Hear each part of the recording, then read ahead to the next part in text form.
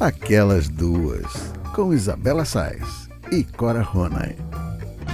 Alô, alô, queridos ouvintes, muito bom dia, boa tarde, boa noite. Começando mais uma edição do Aquelas Duas podcast comigo, Isabela Sais, e com minha querida Cora Ronay. Corinha, não tivemos programa na semana passada. Enfim, eu posso dizer que nós duas tivemos uma notícia triste sobre o Tobias juntas, porque foi praticamente isso, e a gente decidiu não gravar o programa, porque, claro, você não tinha condição. Muitos ouvintes entraram nas nossas redes sociais perguntando o que tinha acontecido. Enfim, eu queria que você falasse um pouquinho, porque eu fiquei com o coração muito na mão. Você sabe disso, que a gente se falou essa semana toda, eu sempre perguntando para você como é que ele estava, mas queria que você falasse um pouquinho para os nossos ouvintes como é que você está, principalmente como é que ele está, né? E quais são os próximos passos. Enfim, bom dia, boa tarde, boa noite, saudades de você. Oi, geral, para todo mundo, qualquer que seja a hora do dia ou da noite, né? Eu peço desculpas a gente não ter feito na semana passada, mas exatamente quando a gente iria gravar, eu fiquei sabendo do diagnóstico do Tobias, né? E foi, assim, faltou o chão debaixo de mim, literalmente, porque eu não esperava isso. Ele parecia estar gripado, aquela coisa de espirrar, eu imaginava que ele tivesse até com uma sinusite braba, alguma coisa assim. Mas câncer, né? Você fica como, né? E aí foi aquela história. Aí no dia seguinte já tinha consulta com o oncologista, muito simpático até. Foi muito franco comigo, tivemos uma longa conversa. E eu decidi não tentar nenhum tratamento heróico, porque na verdade, eu acho que quando uma pessoa opta por um desses tratamentos devastadores, ela sabe o que ela está fazendo, é uma aposta dela. Ela sabe que aquilo talvez garanta uma sobrevida. Mas o gato não sabe, coitado. O que o gato sabe é que ele já está passando mal. A gente ainda bota numa caixa de transporte, leva para o outro lado da cidade, futuca, ele passa pior ainda. Isso dia sim, dia não. Então, eu achei que isso era inviável, não tinha condição de rolar. Porque, além disso, não há cura garantida. Nada é garantido em medicina, né?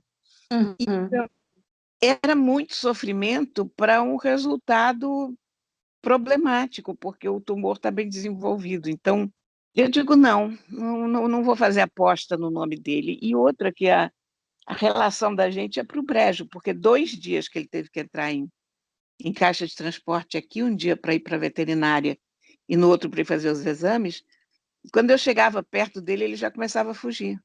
Então, você imagina, eu sou a única pessoa que esse gato tem, e ele perde a confiança em mim, no pior momento da vida dele, quer dizer, como é que esse gato se sente traído? Não dá para você facilitar com o psicológico do animal também, não. Claro.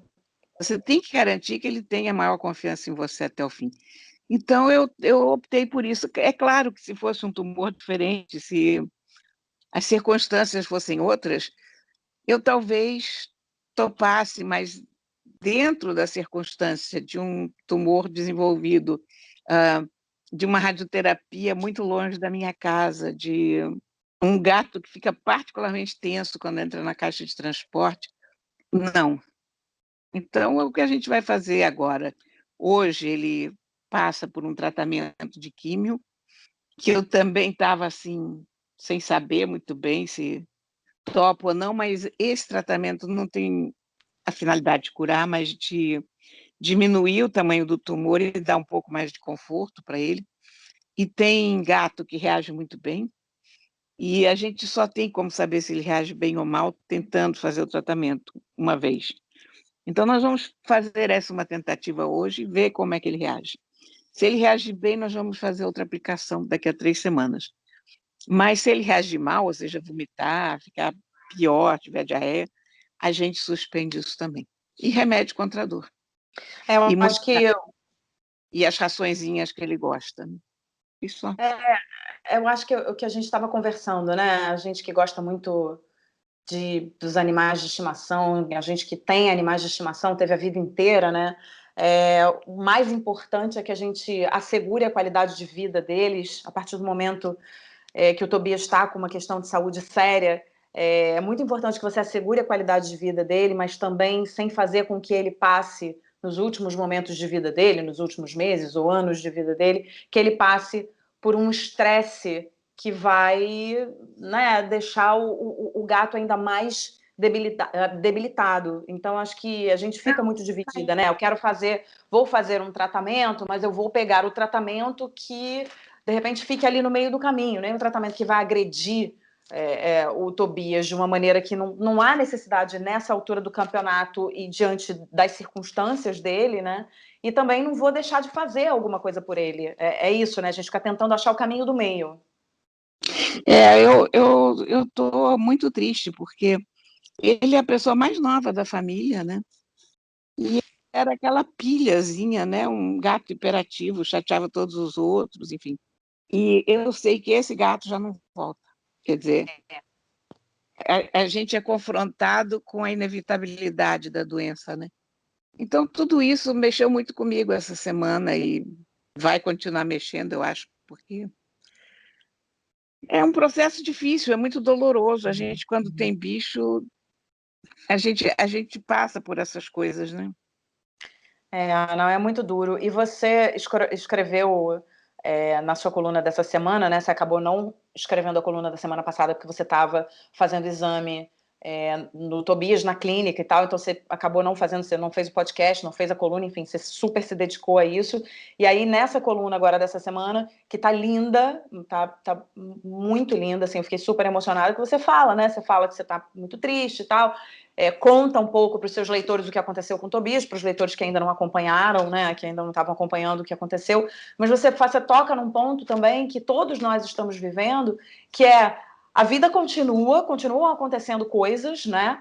Mas a gente está ultrapassando um momento que é um momento muito difícil para todo mundo, é um momento muito difícil para a humanidade. A gente está aqui, especificamente aqui no Brasil, numa quarentena que não acaba nunca, numa coisa que um diz uma coisa, outra diz outra, a orientação para a população é praticamente nula, a gente não pode contar com um governo em nenhuma das esferas, então assim, a gente já está vivendo um momento muito difícil. E aí, realmente, aquilo que te deixa triste acaba ganhando uma dimensão, não que não tenha, né? Mas acaba ganhando uma dimensão que a gente pode multiplicar por 100, porque é complicado, você está inserida nesse momento e ainda receber uma notícia dessa, é difícil, né? Haja saúde emocional para a gente continuar, né? O problema é esse, é que a gente está passando, eu nunca, olha, em toda a minha vida eu nunca vi um momento como esse, porque para onde você olha, só tem uma notícia. Então, são os incêndios na Amazônia, incêndio no Pantanal, os incêndios na Califórnia. Os piores homens públicos de todas as épocas, ponto, né? Porque é Trump, é Bolsonaro, é Witzel, é Crivella, é aquele maluco em Bielorrússia, aliás, muda o nome dos países, né? Era Bielorrússia, até outro dia, hoje é Belarus, mas enfim, aquele ditador naquele país que pertencia à União Soviética. Sim. Enfim, mas tudo que é notícia, por pequena, sei lá, a coisa daquela naja que picou o cara. Eu adoro cobra, eu acho um animal simpático, aquela naja com aquela carinha bonitinha, e você vê as cobras todas machucadas, e você sabe o que é? Não é nem que seja meia dúzia de cobras, ou que eu acho particularmente aquela cobra simpática, é que cada coisa dessas revela o flash de maldade. Sim. Então, você vê uma cobra, você vai chorar por causa de uma cobra? Não, não é por causa da cobra. É porque é a maldade que se revela ali. É um sujeito mau, uma família má, gente que não tem nenhum apreço pela vida dos animais. Aí os caras que criam esses incêndios e não veem os bichos mortos e a devastação, né? Gente, então isso tudo, o pessoal que apoia o nosso governo, que sai sem máscara na rua, assim, com ar triunfante, desafiador. Tipo, eu não uso máscara. Orgulho, né? É como se fosse superior, né? É o elogio da estupidez. Quer dizer, a gente cresce aprendendo que a dignidade é um valor importante, que a sinceridade é um valor importante, que a gente não deve mentir.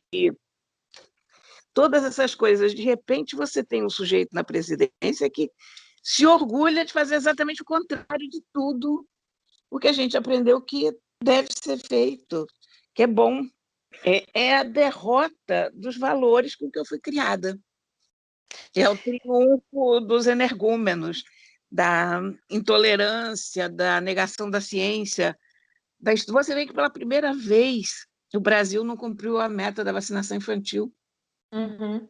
Porque tudo está andando para trás. Então, você fica muito fragilizada, não tem jeito. Eu já não estava muito otimista ou feliz antes desse diagnóstico do Tobias. Aí a coisa virou a gota d'água, que na verdade é uma tsunami, né?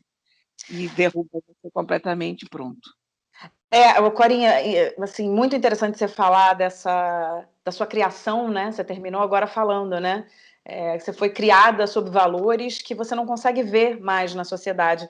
E eu acho que a gente termina sempre um assunto falando em educação, porque eu vinha ouvindo você falar e só pensei em educação. Eu falei, gente, tudo isso que a Cora está falando se resume em educação, né? Se você tem educação, se você educa um povo, muito provavelmente esse povo vai olhar para o outro, olhar para o próximo com empatia, com generosidade, com compaixão, né? Que são valores que estão absolutamente em falta. Eu não estou dizendo que eles não existam. Sim, eles existem. É claro que no mundo existem coisas boas, sim. Eu não sou aquela pessoa que acha que o mundo é uma porcaria e não presta, que a humanidade vai para o saco e tal, porque eu acho que tem coisas boas acontecendo. Mas a gente vê muitas demonstrações de que o ser humano está ruindo, né? E isso tudo se resume à educação, isso tudo se resume à criação. Quando eu vejo um ato de crueldade acontecendo, ou quando eu vejo um ato de desrespeito acontecendo, a primeira coisa que passa na minha cabeça, eu olho para aquilo e falo assim, gente, de que maneira essas pessoas foram criadas? Sob que valores essas pessoas foram criadas? Outro dia mesmo, eu saí com meu filho, tem uma pracinha aqui perto de casa. Eu levei ele para dar uma corrida na pracinha. Olhei, a pracinha tinha, sei lá, devia ter umas 4 pessoas, umas 5 pessoas, estava super vazia. A gente entrou, ele deu uma corrida para um lado, deu uma corrida para o outro. Agora, se você me perguntar se tinha alguém de máscara nessa pracinha, eram cuidadores, eram responsáveis, então você tinha ali, você tinha um pai, você tinha uma avó. Para não mentir, tinha uma avó, uma dessas pessoas era uma avó, que a gente sabe que é grupo de risco, né, pela idade, que estava de máscara. Mas havia um pai sem máscara, havia uma mãe sem máscara, havia 2 babás sem máscara, enfim, aí você olha para aquilo, você fala, meu Deus, a minha vontade, é porque eu sou muito da paz, mas a minha vontade, se eu fosse um pouco mais briguenta, a minha vontade era falar, gente, é o seguinte, cara, diz para mim, por que vocês estão sem máscara? Já está provado por A mais B que a máscara evita a disseminação da doença. Que a gente está fazendo um favor para a gente e para o próximo usando máscara. Você acha que eu gosto de usar máscara? Eu detesto usar máscara, eu uso óculos, o meu óculos embaça o tempo inteiro. Eu botei esparadrapo, eu tô ficando com uma marca de esparadrapo, o esparadrapo tá começando a me machucar. A temperatura está se elevando, eu fico absolutamente sufocada com a máscara, mas eu não tiro a máscara, cara. Entendeu? Por que essas pessoas não vão usar máscara? Porque estão olhando para o próprio umbigo. Porque se eu olhar para o meu próprio umbigo, eu não saio de casa com máscara. Eu vou deixar a máscara aqui. Porque me sufoca, porque o esparadrapo está me deixando em carne viva, porque embaça meus óculos, porque tudo por causa de tudo isso. Eu vou tirar do meu filho também, que meu filho de vez em quando fala, mamãe, não estou conseguindo respirar. E eu tiro um pouquinho, ele vai, respira e eu boto de volta, sabe? Então, assim, o que está na base de tudo isso que a gente está conversando? É educação, cara, é criação, é valor. E aí a gente tem um bando de governante cujos valores nunca existiram. Eu ia falar foram por água abaixo, não foram, porque nunca existiram. Não foram, porque não existiram, não tiveram criação, não tiveram berço. É isso. Quando eu falo berço, eu não estou falando em uma questão social, não estou dizendo que o cara é elite ou isso, não. Eu estou falando criação de verdade, educação no sentido familiar. Quer dizer, bons princípios e simpatia e empatia pelos exemplo, outros. né? Você não precisa ter nenhuma faixa de educação formal ou estar se inserido em nenhuma faixa financeira para você ser uma pessoa bem educada. Isso é gente má, né? Gente má e mal educada. Porque o cara não percebe que quando ele sai sem máscara, ele agride os outros. Não é para ele a máscara é para os outros. Quando eu saio com máscara, o que eu estou dizendo? eu me preocupo com você. Claro, Eu não tô, claro. a máscara não significa que estou com medo da Covid. A máscara significa eu me preocupo com você, eu estou tomando conta para que você não pegue nada de mim. Ponto. É isso. Apenas isso, né? Mas a gente viu agora no final de semana passado aqui no Rio, fez um super sol de verão e a gente está num estágio aqui da reabertura que ainda não permite colocar canga e ficar, né, na areia pegando sol e armar barraca. E tudo que a gente viu foi o contrário disso, né? Todo mundo na praia, muitas cangas estendidas. A gente viu aquela foto daqueles, né, os guarda-sóis todos ali à vontade, armados na praia. E é isso, é o contrário disso. A pessoa está dizendo: eu não me importo com você, não tô me importando com a humanidade. Porque se tem coisas que já estão permitidas, a pessoa não pode nem argumentar dizendo assim: estou sufocado, não aguento mais, não tem nada liberado. Não tem, você pode descer, você pode dar um mergulho, você pode ficar na beira do mar ali, molhando o pé e tal. Mas aí as pessoas vão exatamente fazer o contrário do que é dito. Então é uma questão de educação. Eu não tenho outra palavra para dizer, é educação. Isso é uma questão de educação, né? É isso mesmo. Ai, Corinha, começamos com tudo, hein? Nossa, né? Deixa eu só dizer uma coisa, porque hoje é dia 9, agora quando a gente está gravando, e por acaso é o dia do veterinário. Então, eu quero aproveitar e agradecer aos veterinários, aos profissionais que estão tratando do Tobias, que são pessoas maravilhosas. Os veterinários são meus heróis na vida, porque eu acho uma coisa preciosa você tratar de bichos e se dedicar a eles. Então, o meu muito obrigada a todos os veterinários, e especialmente aos doutores que estão aqui cuidando do meu bichinho, né? É verdade, Corinha. Um beijo meu também, porque eu acho esses profissionais muito, muito, muito guerreiros. E tenho até uma afilhada que é veterinária, se formou há pouco tempo e está muito feliz na profissão. Então, um beijo a todos os veterinários desse mundo que cuidam tão bem desses nossos bichos amados, né? Isso mesmo. Então vamos continuar o programa e a gente fala agora sobre como os restaurantes andam se reinventando nesses tempos tão sombrios. Ao longo da pandemia do novo coronavírus, os restaurantes precisaram se reinventar. O delivery salvou muitos negócios e agora várias casas já voltaram a funcionar com as regras de ouro de distanciamento social. Mas ainda tem muita gente que optou por não abrir ou que até apostou no novo modelo, as cozinhas virtuais. Nesse tipo de estabelecimento, restaurantes diferentes, que só funcionam por meio de delivery, dividem o espaço da cozinha e até os ingredientes dos pratos. Esse modelo também é conhecido como cozinha escondida ou dark kitchen. A vantagem é a competitividade do espaço, dividido pelas marcas e, sendo assim, mais barato. A tendência tem tudo a ver com o momento da pandemia. No início do isolamento social no Rio, alguns estabelecimentos chegaram a registrar um aumento de até 400% nas entregas em casa, em comparação às semanas pré-isolamento social. Pensando nas mudanças do setor, a gente ouviu a nossa amiga e chefe Roberta Sudbrack, do Sud, o Pássaro Verde. O restaurante foi incluído na lista da premiada revista americana Food and Wine como um dos 10 melhores do mundo. Oi, Isabela. Oi, Cora. Feliz de estar aqui com vocês de novo nesse programa delicioso. Bom, eu acho a escolha do Sud, o Pássaro Verde, como um dos 10 melhores restaurantes do mundo pela Food and Wine americana, antes de qualquer coisa, engraçado, porque, na verdade, a gente andava fugindo de prêmios, né? A decisão de fechar o Roberta Sudbrack e abrir o Sud foi justamente para me livrar de algumas coisas. Eu acho que a gente andava vivendo um momento de excesso, né? De muito prêmio, de muita lista, de muita competição, e eu não estava curtindo isso. Eu gosto muito de fazer as coisas do jeito que eu acredito. Então, a gente estava lá, né, na nossa casinha sem placa na porta, como a própria editora descreve, o Sud, né, fazendo uma cozinha muito conectada com a essência, com o produto, muito próxima do pequeno produtor. Eu tenho uma frase que eu amo, que é: o meu mise en place não começa na minha cozinha, começa no quintal do meu produtor. Então eu estou na fase, acho que mais brasileira da minha cozinha, é mais quintal e transgressora também, né?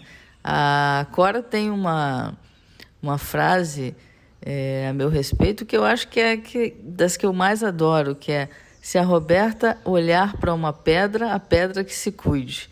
Então é isso, eu estou me divertindo, eu estou fazendo o que eu acredito, eu não estou preocupada com prêmio, com ranking, com lista, com nada disso. E aconteceu. Eu acho que aconteceu num momento difícil para o mundo, difícil para o Brasil, dificílimo para o Rio de Janeiro. Então a gente comemora sabendo que o jornal de hoje embrulha o peixe de amanhã. Então já viramos a página, já estamos pensando no nosso cardápio do dia seguinte e seguimos nos divertindo, que eu acho que é o mais importante. Sem diversão, a cozinha não tem sentido. Eu gosto muito de andar pelas estradas vicinais, eu detesto as autoestradas. As autoestradas me aborrecem. E acho que toda a minha mudança teve a ver com esse aborrecimento, com ter começado a achar que estava ficando tudo muito chato. Então, se eu voltei a me divertir e veio aí esse prêmio, acho bacana, acho legal, acima de tudo para a cidade, acima de tudo para o Rio, que tem sofrido tanto, todos nós como cariocas, como empresários, como brasileiros, né? Estamos numa fase aí difícil. Então ele é engraçado e é gostoso ao mesmo tempo, né? Mas sabendo que não é algo que vai pautar a nossa vida e que vai absolutamente mudar nada. Seguiremos atrás das pedras tentando fazer coisas interessantes com elas. Eu acho engraçado a Roberta se lembrar da minha frase da pedra, mas é absoluta verdade, sabe? Porque a Roberta pega qualquer coisa partindo do princípio que aquilo é comida e vira comida. É uma coisa muito impressionante. Eu me lembro uma vez que ela cismou com umas coisas chamadas mangaritos, que eu nunca tinha ouvido falar. É um tubérculozinho lá do interior e ela começou a fazer coisas com aquilo. Você chegava no restaurante dela, o cheiro era uma coisa maravilhosa. E aí vinha aquela coisa que, sei lá, a pessoa põe na lavagem dos porcos, sei lá o que mexe com aquilo, e ela transformava aquilo numa coisa deliciosa. E eu, no fundo, eu acho que a Roberta é realmente um gênio da culinária, não é uma coisa assim de brincadeira que eu falo, não. Porque eu acho que a pessoa pode aprender a cozinhar bem, a pessoa pode aprender a ser um grande violoncelista, mas o ioiô-ma é só o ioiô-ma. Quer dizer, há um talento específico para aquilo, né? E eu acho que a Roberta tem esse talento que é raríssimo, porque ela vai cozinhar um negócio e todo mundo vai fazer a mesma coisa, mas o dela vai ser diferente. Ela tem eu não sei, um dom. É a única forma que eu sei como explicar isso, porque ela faz um arroz é diferente de qualquer arroz que você comeu, pronto. E por isso que eu falo da pedra, porque eu digo, gente, se a Roberta resolver fazer uma pedra frita, aquilo vai dar muito certo. Não, a Roberta tem uma... Para você ter uma ideia, eu não como quiabo e eu não como jiló. De jeito nenhum. Aí, onde é que eu comi isso na vida? Gostando? Na Roberta. Eu continuo não gostando. Mas quando a Roberta faz, é bom. A Roberta tem uma coisa que, assim, do mais simples ao mais sofisticado, tem sempre uma marca dela, né? Você sempre sabe que vem coisa boa, porque ela é muito criativa, e eu acho que a Roberta, acima de tudo, é uma chefe que não sabe que ela é tudo isso. Ou ela sabe e ela não faz a menor questão de dizer que sabe. Então isso torna a Roberta também uma chefe muito especial, porque você tem a sensação de que você está na cozinha da sua casa quando você vai. E torna esse encanto de pessoa que ela é. Exatamente, porque você não acha que você está indo para o restaurante da super chefe, até porque ela não se denomina essa super chefe, né? Então, assim, você está indo para a cozinha da sua casa, para a mesa da sua casa, comer uma comida maravilhosa com uma chefe que te deixa absolutamente confortável e que te coloca ali no colo com aquela comida maravilhosa e tem uma humildade incrível, porque você vê, ela está falando de um prêmio, que é um prêmio super importante, e ela está dizendo, poxa, se ele veio, que bom, e melhor ainda para o Rio, porque o Rio está passando por uma situação muito complicada, né? O Rio está com questões muito complicadas, então nós cariocas, empresários, enfim, nós cidadãos aqui do Rio de Janeiro, sabemos o quão complicada é essa situação e sabemos o quão triste estamos por tudo. Então, que bom que veio um prêmio que vai fazer, né, vai dar uma graça para essa cidade, que vai dar... Então, não está falando... A gente falava, né, aí quando o programa começou, das pessoas que ficam olhando para o próprio umbigo. Então, assim, ela não está botando na estante de casa o prêmio, ela está dizendo, é dos cariocas esse prêmio. Né? Então, essa visão do coletivo, essa visão de que o meu trabalho é o trabalho de todos nós, o meu trabalho não começa na minha cozinha, começa no meu produtor, porque sem o meu produtor eu não sou nada, essa visão é importantíssima para uma chefe. Né? Isso torna a comida dela mais especial ainda. E olha, apesar do início da reabertura no Rio, a Roberta explicou por que o SUD, o Pássaro Verde, ainda não abriu as portas ao público. A gente espera que a gente possa ter boas notícias aí, temos acompanhado muito a ciência, os dados, e a gente acha que ainda não chegou o momento de fazer essa reabertura. Muito porque o SUD é um lugar muito pequenininho, é um lugar que propõe o encontro, propõe a convivência, né?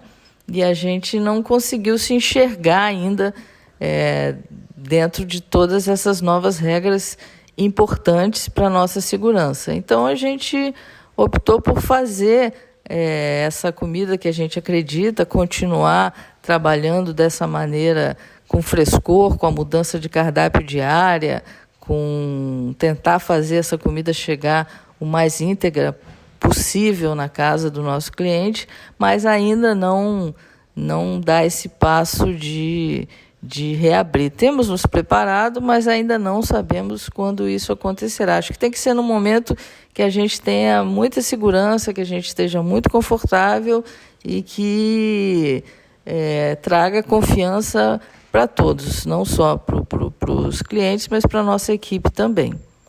Mas esse momento há de chegar e a gente há de voltar a ouvir aquele barulho bom da convivência, do tilintar dos copos, das gargalhadas. É nisso que a gente tem que se pegar e acreditar para seguir em frente. Adorei estar aqui com vocês de novo, acho esse programa o mais delicioso do planeta e vou adorar participar todas as vezes que vocês me convidarem. Um beijo muito grande para vocês duas e para todo mundo que está ouvindo a gente. Ah, Roberta, beijo para você e mais deliciosa do planeta é a sua comida, né, Cora? Opa, fogo! Agora, Corinha, essa história aí dos restaurantes que voltam, não voltam, muitos restaurantes já reabriram, né, com distanciamento social, pelo menos assim, eu vejo perto de onde eu passo que os restaurantes realmente estão, assim, as mesas estão mais longe umas das outras, tem pontos da cidade que estão dizendo que não, isso não está acontecendo, que está tendo uma muvuca danada, mas eu ainda não vi essa muvuca total, a não ser aquele dia que a gente viu, né, aquelas imagens lá do Dias Ferreira, no Leblon, todo mundo fazendo aglomeração. Mas assim, os restaurantes mesmo lá dentro, assim, eu tenho visto mesas mais afastadas, tenho visto álcool gel na entrada, enfim, tenho visto as pessoas respeitando essas regras. Agora, o delivery foi uma descoberta para muita gente, inclusive para a Roberta, né? A Roberta já deu depoimento aqui para a gente, dizendo que ela jamais imaginou que a comida dela fosse viajar. E a comida dela está viajando e viajando super bem, tanto que ela continua firme e forte com o delivery. E aí os restaurantes começaram também a se reinventar e se redescobrir através do delivery, né? Porque é possível e existe uma demanda enorme por isso.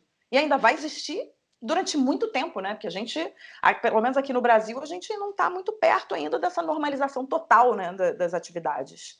Mas sabe que, tirando o aspecto da pandemia, eu acho que, em alguns aspectos, como na coisa da tecnologia, que a gente já falou, a pandemia acelerou alguns processos, né?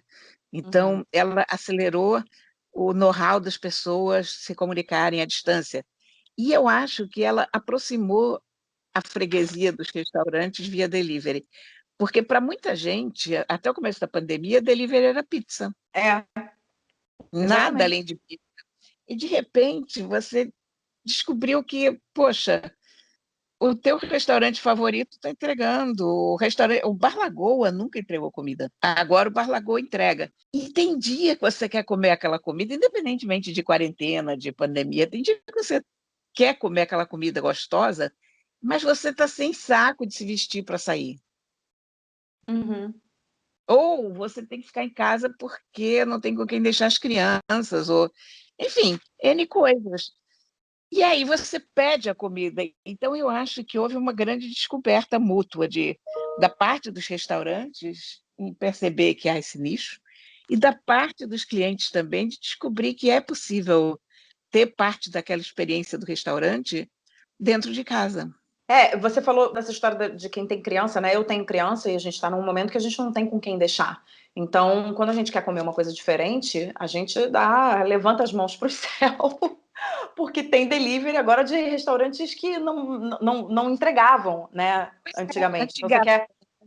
Antigamente, a saída para vocês seria pizza, mas quem aguenta comer pizza todo dia também, né? Exato. E às vezes você quer, sei lá, você quer comemorar uma data, né? Porque a gente já está aí há 6 meses de quarentena. Em 6 meses as pessoas fazem aniversário de casamento, enfim, aí você quer comemorar uma data, quer pedir uma coisa um pouquinho mais sofisticada. E aí você consegue fazer esse pedido por uma coisa mais sofisticada. E hoje em dia todos os lugares estão fazendo pedido via WhatsApp. Então, se você não tiver afim de ligar ou não puder ligar, eu, por exemplo, sou uma pessoa do WhatsApp, porque eu muitas vezes, quando pego o telefone para falar com a pessoa, o meu filho fala junto comigo, aí ele quer falar com o atendente, ele quer puxar o telefone na minha mão, e aí não dá certo muito ficar falando no telefone. E aí eu prefiro ali o WhatsApp, porque eu mando a mensagem, o cara responde, ok, quanto faço o depósito e tá tudo certo. A maioria dos estabelecimentos também tá aceitando depósito em conta, que eu acho maravilhoso, que você não precisa descer para pagar na hora, então a pessoa vai lá, deixa, e você pega, enfim, a hora que você puder. Se é comida, você tem que pegar na hora, claro, mas outras entregas, por exemplo, você consegue pagar, se você quiser um outro produto, você consegue pagar via depósito bancário. Então, tem algumas facilidades que os estabelecimentos estão proporcionando, né, ao cliente, que eu acho que isso não tem muita volta, não. Eu acho que mesmo, é claro que depois Gorjeta que... no cartão de crédito, né? Resolveu um problema. Gorjeta no cartão de crédito, isso resolveu um problemão. Exatamente, é isso. Não que eu acho que a gente vai, depois, né, da vacina, a gente vai querer ficar em casa enfurnado. Pelo contrário, eu acho que a gente vai querer. Eu mesma, a gente estava combinando, né? Eu e você, vamos jantar depois que isso tudo acabar e tal, que vier a vacina. A gente vai. Hã? E na Roberta. E na Roberta, exatamente. Então, mas assim, a gente vai querer ver os amigos, a gente vai querer estar junto e tudo, mas eu acho que tem certas coisas que não tem volta. Aquele dia da preguiça, aquele dia que... É isso, assim, aquele dia que a moda da quarentena invadiu o nosso ser, que você quer ficar de pantufa e short, aquela camiseta velha, branca, que você, né, só usa para ficar em casa. O dia que você quiser ficar assim, dá para você pedir uma comidinha gostosa. Então eu vejo com bons olhos essa reinvenção dos restaurantes. Assim, eu acho que é uma coisa muito boa para o cliente, é uma coisa muito boa para os donos de restaurante, né, para os empresários. E acho que isso pode, inclusive, aumentar a renda de muita gente. Acabar com a renda do cliente, né, que vai pedir mais, e aumentar a renda dos empresários. Eu acho que é o aspecto positivo da quarentena. Não tem muito aspecto positivo essa porcaria, né? Mas esse definitivamente é um deles. É isso aí. O ecossistema do delivery cresceu muito e, se você pensar, agora eu não estou falando só de restaurante, estou falando de todas as coisas que a gente pede o tempo todo agora, que a gente se acostumou a pedir, que as empresas criaram infraestrutura para entregar. Muitas vezes você saía de casa, sei lá, nesse momento estou precisando comprar 3 pilhas gordas, daquela pilha grandona. Uhum. Normalmente eu sairia de casa, iria até a esquina para comprar essas pilhas grandonas e tal. Vou pedir as pilhas grandonas em casa. Menos um carro no meio da rua, né? Sim. O trânsito tá uma maravilha. Eu acho que vai tornar a coisa do delivery, pode ajudar as cidades a ficarem um pouco menos tumultuadas, a melhorar um pouco essa coisa louca do trânsito que em algum momento a gente teria que ter parado para pensar de qualquer maneira. Sim. É uma bola de neve, é uma bola de neve, nesse caso, boa, né? Uma coisa que vai trazendo a outra, que vai puxando a outra, e que a qualidade de vida vai melhorando. Bom, Corinha, vamos para o nosso último assunto. E ele é muito pitoresco, ele é muito curioso, esse assunto. Eu quero saber se você já ouviu falar na Síndrome da Boazinha. Não, meu Já? bem, nem desconfio que diabos venha a ser isso. Então vamos lá. Você já se pegou colocando os outros sempre em primeiro lugar e esquecendo das próprias vontades? Está sempre disposta ou disposto a ajudar e chega a sentir dificuldade em dizer não? Então pode ser que você sofra da síndrome da boazinha, ou seja, uma espécie de compulsão por agradar. O termo foi dado pela doutora em psicologia Harriet Bricker no livro de mesmo nome. A síndrome da boazinha não se trata de uma doença, mas é uma definição que pode ajudar quem sofre com isso. Para entender de onde vem esse comportamento, a gente conversou com a psicóloga Lidiane Silva. Pessoas com autoestima baixa, pessoas inseguras e que, por meio até mesmo de fatores inconscientes, tendem a querer agradar a todos. Ou esse comportamento também pode ser aprendido como sempre ver algum membro da família agradando a todos. Pode se tornar um perigo essa situação porque às vezes a pessoa entra em determinados conflitos ou arruma algum problema para si mesmo para agradar alguém, além de criar expectativas e se frustrar por não receber o conhecimento que esperava. Então, todas as pessoas que querem agradar o outro, ela pode acabar numa zona de conflito devido a várias decepções por fazer demais e receber de menos. Lidiane ainda explicou que a síndrome pode atingir mais as mulheres. Essa síndrome atinge ambos os sexos, porém as mulheres, devido à sua percepção, à sua sensibilidade e até mesmo seus hormônios, elas tendem a querer agradar mais as outras pessoas. As mulheres em si, elas têm um instinto protetor, o instinto de pertencimento. Então, acaba que ela consegue fazer tudo para todo mundo, agradar, ou se não, colocar no seu cronograma diário atividades que não estão ao seu alcance somente para agradar os outros. E com isso, de forma inconsciente, se sentir aceita ou se sentir protegida por aquela pessoa que ela está fazendo algo. Tem pessoas que ajudam o outro e falam que não espera nada em troca. Mas isso é uma forma de amenizar para não parecer meio egoísta. Porém, o próprio inconsciente, ele leva o ser humano a querer receber algo em troca, nem que seja um muito obrigado. Então, tudo aquilo que a mulher faz, ela sempre vai estar esperando algo em troca. E por isso que às vezes tem essa dificuldade, né, de dizer o não e querer agradar a todos. E nessa constante necessidade de aprovação, a pessoa tende a viver num círculo de ansiedade e de desgaste emocional. Na vida pessoal, pode desencadear uma dependência emocional, deixando a pessoa num círculo vicioso onde ela precisa dizer sim a tudo e a todos, o que pode trazer um grande sofrimento, aumentando a insegurança e potencializando a ansiedade, além de deixar essa pessoa com a autoestima mais baixa, onde ela transfere para o próximo a responsabilidade de suas alegrias, de suas realizações. Quando se faz muito pelo outro, acaba deixando de fazer para si mesmo. Isso tem que tomar muito cuidado, porque na vida pessoal pode trazer grandes problemas, até mesmo traumático, onde a pessoa precisa até de intervenção psicológica para poder lidar com as suas frustrações. Já na vida profissional, pode aumentar o estresse devido à sobrecarga de, às vezes, executar funções que não são de sua alçada. E isso trazer a sensação de estafa mental. Nas duas esferas da vida, tanto pessoal quanto profissional, tentar agradar a todos a todo tempo é desagradar a si mesmo. Tudo que fazemos demais, tudo que é excessivo, demonstra uma falta na nossa personalidade e no nosso comportamento. Então, por isso é necessário estar mais atento. Por fim, a psicóloga ressaltou a importância de saber dizer não e de procurar ajuda profissional. O não é educativo para quem fala e para quem ouve. Então, é fundamental que a pessoa saiba agradar a si mesmo antes de agradar o outro. E dizer não, não necessariamente você está fazendo mal, ou vai deixar de ser aceito, ou que o outro vai deixar de gostar de você. Mas é simplesmente você não estar sobrecarregado somente para atender às necessidades do outro indivíduo. A psicoterapia é super indicada para livrar a pessoa dessa dependência emocional, pois o paciente aprende a não ter necessidade de ser aceito pelo outro. E ele também aprende a dar novos significados do que é agradar e estratégia para se sentir-se melhor consigo mesmo e com a sua autoestima, mesmo dizendo não para o próximo. A autoestima é a base do ser humano. Pessoa com autoestima baixa, ela se sente mais insegura. Ela cria uma crença que ela tem necessidade de agradar os outros para que os outros possam gostar dela, independente se ela é boa ou não.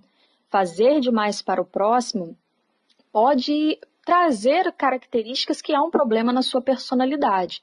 Então, para sair desse ciclo vicioso de agradar a todas as pessoas, é necessário uma avaliação de um profissional para que possa acabar ou romper com esses comportamentos repetitivos de estar sempre fazendo para o outro. Muito bem, a gente agradece aqui o depoimento da Lidiane Silva. E, Corinha, eu achei muito curiosa essa síndrome da boazinha, né? Isso tem um nome, porque essa questão de você querer agradar o outro... Conheço muita gente assim.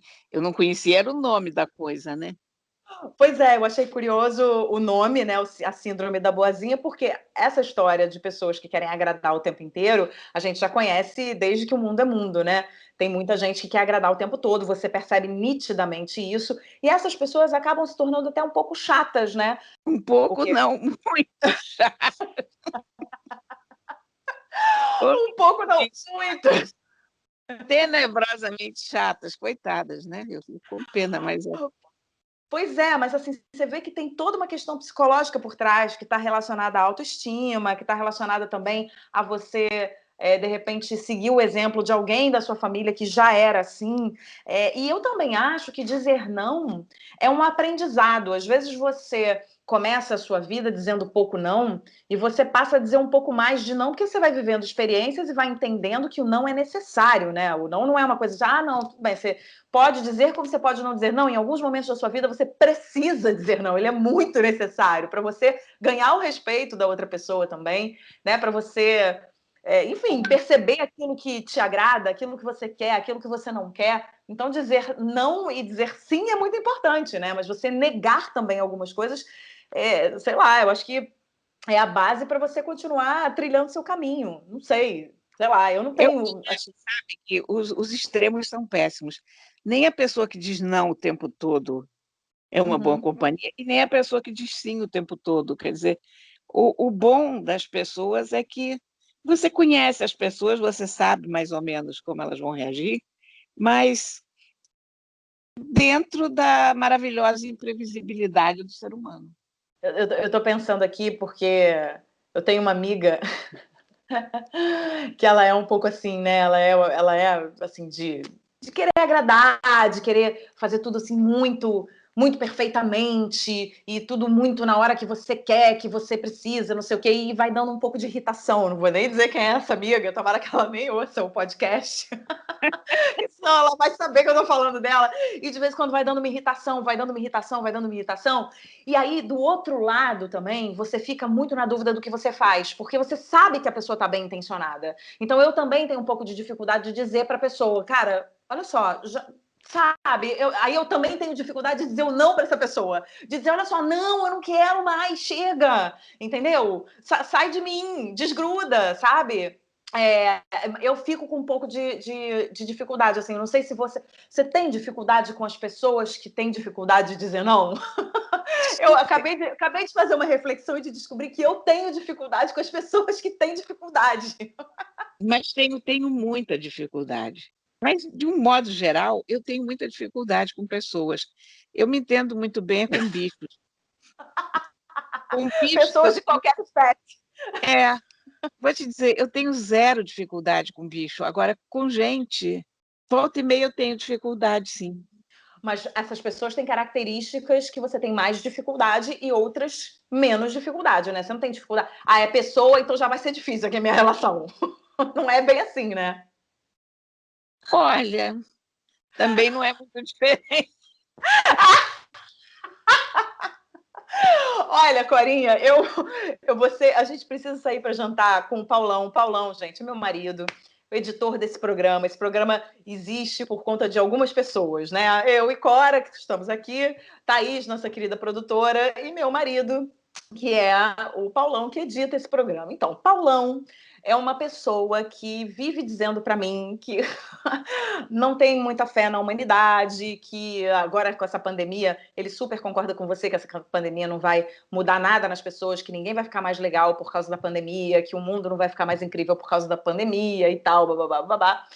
E ele também acha que se relacionar com pessoas é um pouco complicado, um pouco difícil, assim como você. Acho que vocês precisam conversar mais, Corinha. Eu fico tentando dizer para ele que o ser humano a gente precisa ter esperança no ser humano, mas ele fala que cansa, que aí fica um pouco cansado, sabe? De eventos sociais, por exemplo. Eventos sociais, ele fala, mas eu prefiro ficar aqui, eu prefiro ver uma sériezinha de TV, fazer minhas coisas, ouvir uma música e tal. Eu falei, gente, mas a gente precisa se relacionar na vida. Eu sei que eu tô falando de uma coisa diferente, né? Mas assim. Mas não é muito diferente. Não, no fundo, um pouco por aí. Porque eu tenho muito isso. Aí você vai dizer, cara, mas você vive saindo, você vive na rua. Vivia, né? É verdade, mas porque as circunstâncias te empurram, mas a verdade é que quanto mais você se conhece, quanto mais você... Na verdade, quanto mais você envelhece, porque se você envelhecer dentro do que se espera, você envelhece conhecendo você um pouco melhor e se aceitando um pouco melhor. Quando eu era nova, eu lutava muito contra essa minha natureza de querer ficar em casa e não querer as coisas. Hoje já não luto tanto, mas ainda assim, você é meio que arrastado pelas circunstâncias, porque tem o lançamento de um livro de um amigo, depois tem uma festa de aniversário do outro, depois... E isso tudo tem muita graça, isso tudo é muito divertido. E depois, é engraçado, depois que a gente vai, fica feliz que foi, mas aquela hora que a gente se arranca de casa, que é a hora que a gente está mergulhado no livro ou numa série, ou coisa, você diz, mas meu Deus, mas eu tenho que sair.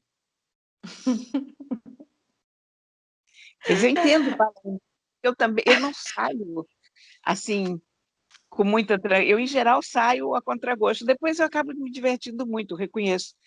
Mas aquele momento de sair de casa, você pensa, mas eu estou fazendo a coisa certa?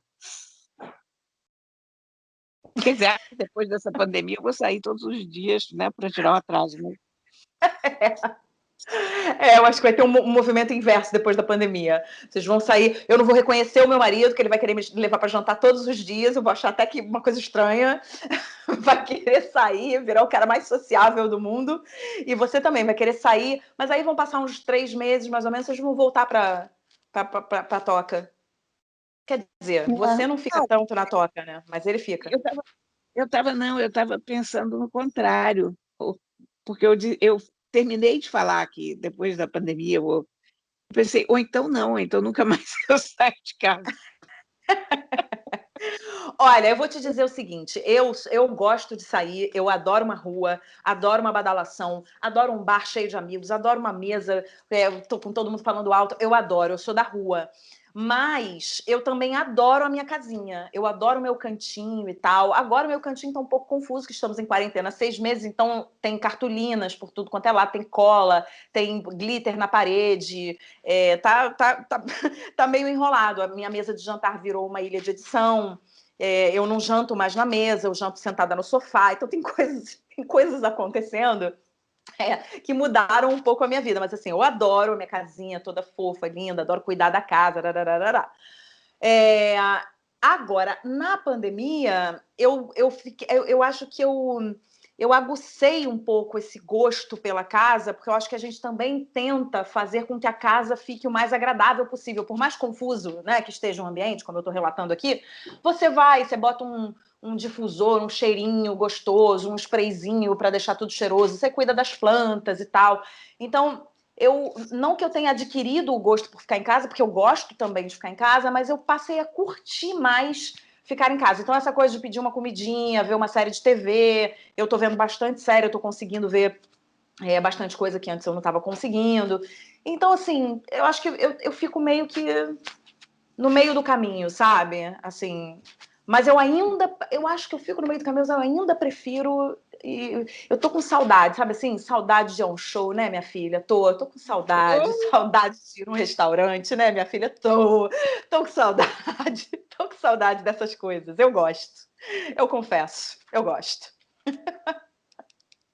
Olha, Corinha, chegamos ao fim do nosso programa, não sem antes dar as nossas dicas preciosas. Tenho certeza que você tem uma dica maravilhosa aí, como sempre. Diz aí. Olha, eu tenho uma dica que é muito óbvia, né? Que eu fico assim, até um pouco encabulada de apontar para o óbvio, mas eu tenho outra que não é tão óbvia. Então, vamos. A dica óbvia é o novo livro da Helena Ferrante, que se chama A Vida Maravilhosa dos Adultos. A Helena Ferrante é uma autora maravilhosa, né? Tem um mundo de fãs já, todo mundo fica esperando ansiosamente os novos livros dela. Então, a gente dizer que saiu o novo livro da Helena Ferrante é um pouco chover no molhado, né? Todo mundo já sabe. Mas o livro é um espetáculo, é a tradução do Marcelo Lino, que está ótima, da editora Intrínseca. E é a história de uma moça, uma menina, que descobre. O pai, um dia, sem que ela perceba, diz para a mulher, para a esposa, que ela está ficando, ela, a filha, está ficando igualzinha à irmã dele. E ele odeia a irmã. E ele sempre dizia dessa irmã que a feiura e a maldade coincidiam perfeitamente naquela pessoa. Então, a menina ouve isso do próprio pai. E aí, a partir disso, começa essa história. Então, você vê que enredo bom, né? Que ideia boa. A minha outra dica é uma graphic novel. Graphic novel é um termo que a gente usa para as histórias em quadrinhos que são maiores do que uma revistinha, né? Uhum. E eu adoro essa série, uma série que se chama O Árabe do Futuro. E são as memórias de um artista chamado Riyad Sattouf. Ele é filho de uma mãe francesa, de um pai sírio, e ele conta a vida dele desde criança. Agora saiu o 4º volume, que se chama Uma Juventude no Oriente Médio. Esse 4º volume abrange o período de 1987 a 1992. É sensacional a visão de mundo que ele tem, as coisas que acontecem com ele, a convivência entre esses dois lados da família, né? O lado ocidental, o lado oriental. O pai quer ir para os Emirados Árabes, a mãe para a Arábia Saudita, a mãe diz que nem morta que ela vai para a Arábia Saudita, aquele lugar horroroso. Enfim, é muito bom. O desenho é fantástico, o texto é muito bom. Eu sou muito fã desse cara, sabe? Deve ser incrível. É sensacional, porque é um mergulho em duas sociedades muito diferentes e você vê uma criança perdida entre dois mundos praticamente contraditórios. Sim. É uma série sensacional. Eu acho que se você nunca leu uma graphic novel, mas tem curiosidade, O Árabe do Futuro é um bom lugar para começar. E é bom porque, a essa altura, já são 4 volumes, né? Então, como aquelas séries que a gente fica esperando ano a ano na televisão, já pode ler 4 de uma enfiada só. E quantas adoro, páginas tem cada volume, Corinha? Olha, são volumes grandes vou te dizer aqui o quê? São 280 páginas. É grande, é. É sensacional, sabe? É muito bom. A coisa visual é linda, o tratamento visual. Enfim, é uma experiência tão diferente de você ler um livro só de texto. Tem gente que não gosta, que acha que isso vai ser igual a Turma da Mônica. Há um preconceito contra quadrinhos ainda, entre muita gente, mas eu acho que as pessoas deveriam dar uma chance às graphic novels, porque eu sou tão empolgada com isso, gosto tanto, eu acho uma forma de contar a história tão completa, sabe? É muito legal mesmo. Eu gosto muito. Eu não tenho costume de ler, mas eu gosto muito assim do fato de você poder ler alguma coisa com, né, com muita ilustração, é um outro tipo de leitura, né? É uma, se você não é um ficcionado, você tem que se preparar para ler esse tipo de livro, né? é uma outra forma de contar histórias. Muito bem, Clarinha. Eu também tenho 2 dicas. Vou começar pelo livro, já que você está falando de livro, vou emendar aqui. Eu lembrei muito de você, eu já estou no finalzinho do livro, lembrei muito de você ao ler esse livro, que se chama A Bailarina de Auschwitz, da Edith Eva Eger, da Sextante. É o relato de uma mulher húngara, por isso eu lembrei de você. Ela é sobrevivente de Auschwitz, foi enviada, né, com a família toda para lá durante a Segunda Guerra Mundial. E o livro narra os momentos terríveis pelos quais ela passou no campo de concentração e depois conta a reconstrução da vida dela. Hoje ela é uma respeitada psicanalista, ela mora nos Estados Unidos e trabalha com pessoas que sofreram grandes traumas ao longo da vida, né? Então ela pegou essa experiência que ela teve em Auschwitz e transformou para poder ajudar as pessoas que passaram grandes traumas na vida. Mas o livro é muito bem escrito. Ela escreveu, se não me engano, esse livro já muito mais velha, assim, com 80 anos. Esse livro foi escrito há pouco tempo e ela tem 80 e poucos anos, enfim.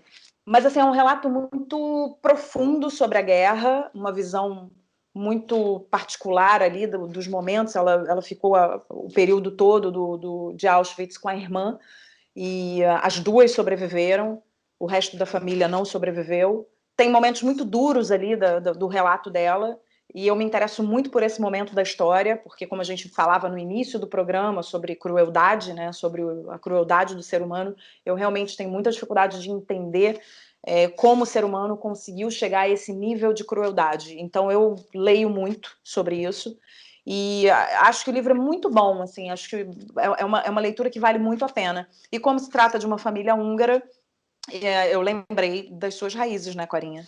Não tinha como não lembrar de você. E os seus avós vieram para cá, não é? Depois da Não, os guerra, meus não foi pais. isso? Não. Os seus Meus pais, pais. desculpa, os seus pais. Desculpa, os seus pais vieram para cá, né? E fugindo da guerra e de um destino provavelmente zerado, né? Eles também teriam morrido se não tivessem vindo para cá. Exatamente. Bom, então tá aí minha dica de livro, A Bailarina de Auschwitz, e eu tenho uma dica de série também. Eu acabei de ver uma série que eu gostei muito na HBO, que se chama I May Destroy You. É uma série com a Micaela Coel. A Micaela, ela é cantora, roteirista, produtora, escritora, uma menina super jovem, muito talentosa, escreve muito bem. A série é uma série que levanta o debate mais do que atual sobre abuso e violência sexual. É uma série muito bem filmada, bem dirigida. Os atores estão incríveis, inclusive ela, que é a protagonista. Ela é excelente, ela é uma figura muito forte. Então, eu super indico I May Destroy You, na HBO.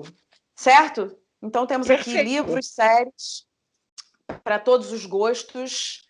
Quem quiser, vai lá no nosso @aquelas2podcast no Instagram, que a gente vai colocar tudo bonitinho lá.